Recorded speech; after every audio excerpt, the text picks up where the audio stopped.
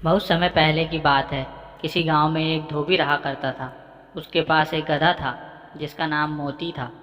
चूंकि धोबी स्वभाव से ही बहुत ही कंजूस था, इसलिए वह अपने गधे को जानबूझकर चारा पानी नहीं देता था और उसे चरने के लिए बाहर भेज दिया करता था। इस कारण गधा बहुत ही कमज़ोर हो गया था।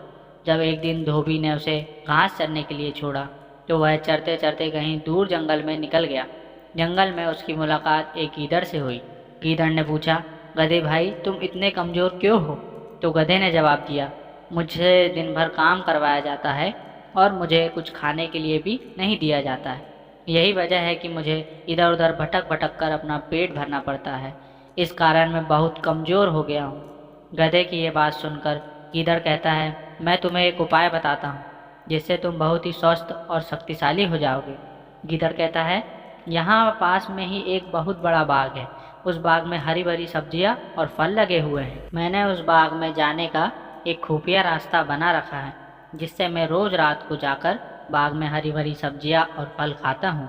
यही वजह है कि मैं एकदम तंदुरुस्त हूँ। गीदड़ की बात सुनते ही गधा उसके साथ हो लेता है। फिर गीदड़ और गधा दोनों एक साथ मिलकर बाग की ओर चल देते हैं। बाग में पहुंचकर गधे की आंखें चमक उठती है। इतने सारे फल और सब्जियां देखकर गधा अपने आप को रोक नहीं पाता है और बिना देर किए वह अपनी भूख मिटाने के लिए रसीले फल और सब्जियां का आनंद लेने लगता है। गीदड़ और गधा जी भर के खाने के बाद उसी बाग में सो जाते हैं।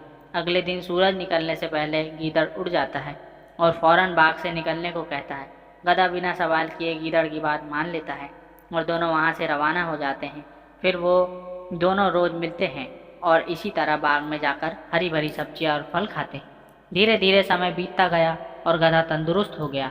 रोज भर पेट खाना खाकर अब गधे के बाल चमकने लगे थे और उसकी चाल में भी सुधार हो गया था। एक दिन गधा खूब खाकर मस्त हो गया और जमीन पर लौटने लगा। तभी गीदड़ ने पूछा, गधे भाई तुम्हारी तबीयत तो ठीक है ना? तो गधा कहता है, आज मैं बहुत खुश हूँ और मेरा गाना गाने का मन कर रहा है। गधे की ये बात सुनकर गीदड़ घबराया और बोला, ना गधे भाई, ये काम भूलकर भी मत करना। भूलो मत, हम चोरी कर रहे हैं। कहीं बाग के मालिक ने तुम्हारा बेसुरा गाना सुन लिया और यहाँ आ गया तो बड़ी मुसीबत हो जाएगी। भाई इस गाने वाने के चक्कर में मत पड़ो। गीदड़ की यह बात सुनकर गधा बोला, तुम क्या जानो गाने के बारे में? हम गधे तो खानदानी गायक है। हमारा ढेंचू राग तो लोग बड़े शौक से सुनते हैं।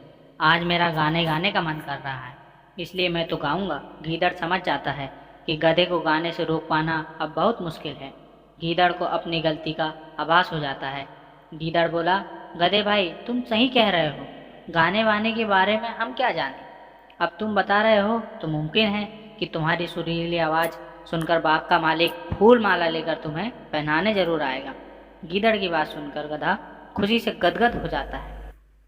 गधा कहता है, ठीक है, फिर मैं अपना गाना शुरू करता हूँ। तभी गीदड़ कहता है, मैं तुम्हें फूल माला पहना सकूँ, इसलिए तुम अपना गाना मेरे जाने के 15 मिनट बाद शुरू करना।